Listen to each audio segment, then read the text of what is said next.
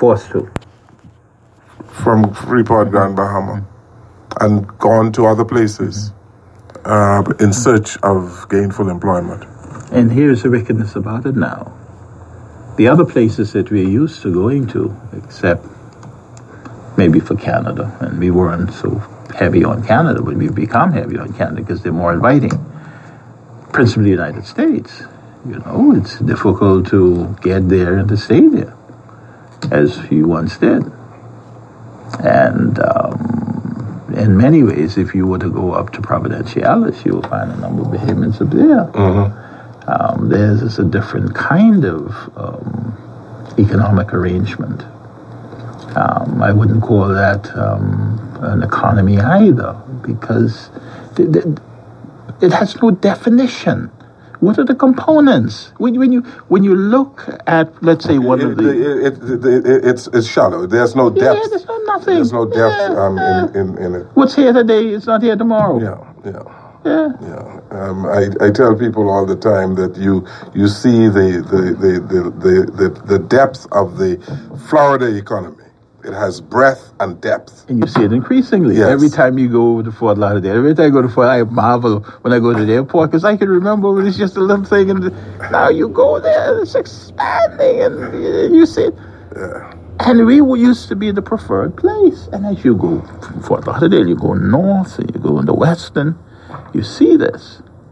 Now, the problem with us is that, notwithstanding the wealth that we know exists in this country, not much goes back into it.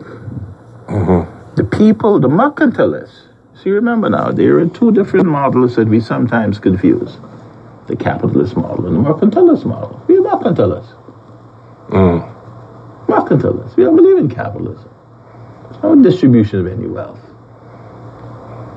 No. It's total misdirection. And then there is this view that somehow a stimulus is supposed to be represented by announcing to the public that you're going to bring in or allow this one to come and ruin the little that you do have to market, like nice sun and fresh water and clean air, with some experiment in which those persons who will be your petroleum engineers won't look like you, and they won't come from here, and the best you will get out of it is maybe the driver of a bus that picks up those people who are making the money. I didn't ask you a single thing about Obama. I know. All right? But I'm saying, no, but I'm saying, we discussed this, yes. and so I'm saying we always fixated on things that prove the point that what we have is not an economy, but opportunities for economic activity that flourish for a while, but which benefit not us.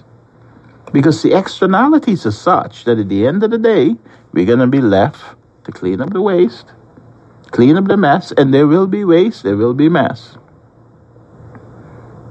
And we won't see the benefits of it. We will not be the better for it. Maurice Clinton, thank you so very much. You're very welcome. We spoke for almost an hour and a half, and we didn't even invite people to telephone us today.